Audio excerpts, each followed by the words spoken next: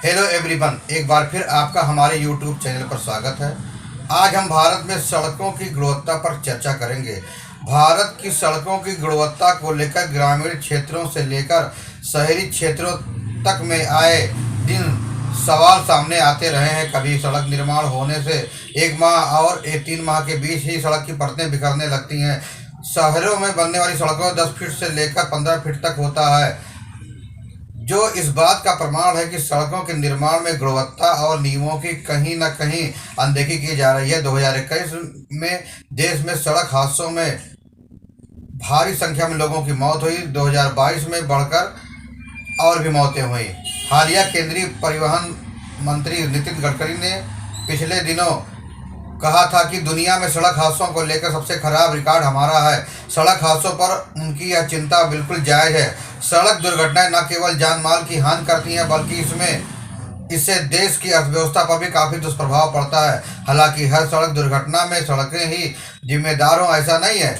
कई सड़क दुर्घटनाओं में देखा गया कि ज़्यादातर गाड़ियाँ रफ्तार से चलाने के कारण होती है, या नशे में गाड़ी चलाने और गाड़ी चलाते समय मोबाइल पर बात करने, ओवरटेकिंग करते समय लापरवाही, यातायात के नियमों का उल्लंघन, सड़क सुरक्षा के प्रति जागरूक न होने, वाहन चालकों का यातायात के चिन्हों पर ध्यान न देना और पैदल चलने वालों का भूमिगत और पैदल पथ पर इस्तेमाल न करने के कारण सड़क दुर्घटनाओं में मौतें हुई हैं। यानी सड़क दुर्घटनाओं पर काबू न पाए जा सकने को लेकर केंद्रीय सड़क परिवहन मंत्री की चिंता वाजिब है। इसके लिए वे खराब सड़क निर्माण को जिम्मेदार मानते हैं। इसके पहले भी उन्होंने संसद में कहा था कि विदेश में जब भी भारत में सड़क दुर्घटना और सड़कों के निर्माण को लेकर बात होती है तो उन्हें शर्म से मुंह छिपाना पड़ता है। सड़क दुर्घटनाओं के मामले में भारत दुनिया में पहले स्थान पर है। उनके अनुसार खराब सड़क निर्माण को गैर जमानती अपराध बना दिया जाना चाहिए।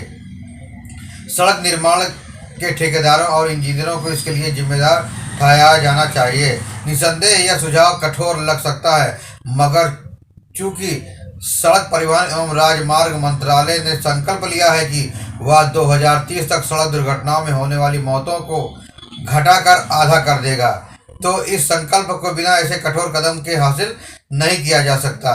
मंत्रालय के अनुसार 2023 में 5 लाख सड़क दुर्घटनाएं हुई, जिनमें से 1,72,000 लोगों की मौत हो गई। इनमें से 1,14,000 लोगों की उम्र 18 के 35 वर्ष के बीच थी। इसका मतलब यह है कि हर दिन औसतन 474 लोगों की जान गई, या फिर लगभग हर 3 मिनट में एक मौत हुई। सड़क दुर्घटनाओं पर काबू पाने के लिए कई उपाय आजमाए जा चुके हैं। यातायात नियमों के उल्लंघन पर भारी जुर्माने का प्रावधान किया गया है। जगह जगह सीसीटीवी कैमरे लगाए गए हैं, मगर इसका कोई उल्लेखनीय असर नजर नहीं आता है। सड़क दुर्घटनाएं हर वर्ष कुछ बड़ी ही हुई दर्ज होती हैं। सड़क दुर्घटनाओं में मौत का सबसे बड़ा कारण सड़कों का खराब ढंग से निर्माण चिह्नीकरण किया गया है।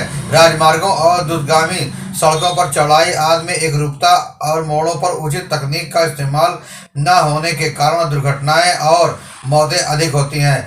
परिवहन मंत्री ने इस बात की पहचान की और इसे स्वीकार भी किया कि सड़कों पर जिन वजहों से दुर्घटनाएं और मौतें होती हैं, उन्हें दूर करने के लिए भारी भरकम रकम आवंटित की गई है। परिवहन मंत्री ने माना कि खराब निर्माण सामग्री के इस्तेमाल और अव्यवहारिक डिजाइन की वजह से सड़क दुर्घटनाएं होती हैं। उनकी चिंता जायज है, लेकिन इसके लिए जिम्मेदारी तय कौन करेगा? यह सर्वविदित है कि सड़क निर्माण में भ्रष्टाचार का पैमाना काफी ऊंचा है। सड़कों के ठेके देने से लेकर उसकी लागत तय करने और फिर तैयार सड़कों की गुणवत्ता का आकलन करने तक अनियमितताएं उजागर रहती हैं। इस तरह यह भ्रष्टाचार का एक संगठित तंत्र जैसा बन गया है। ऐसे में अगर ठेकेदार और इंजीनियरों की कमियों को गैर जमानती अपराध घोषित कर भी दिया जाता है तो उनमें इसका कितना भय होगा कहना मुश्किल है।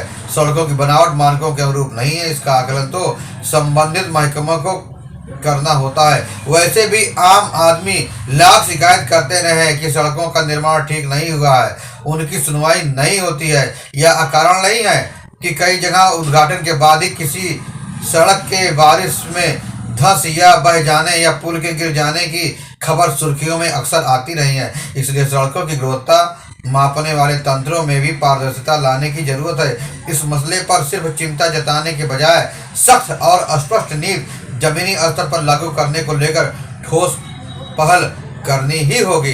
तभी हम सफल हो पाएंगे। तभी हम विदेश में जाने पर मुंह हमें नहीं छुपाना पड़ेगा। फिर मिलेंगे नई जानकारी के साथ, नई खबरों के साथ। तब तक के लिए जय हिंद, वंदे मातरम।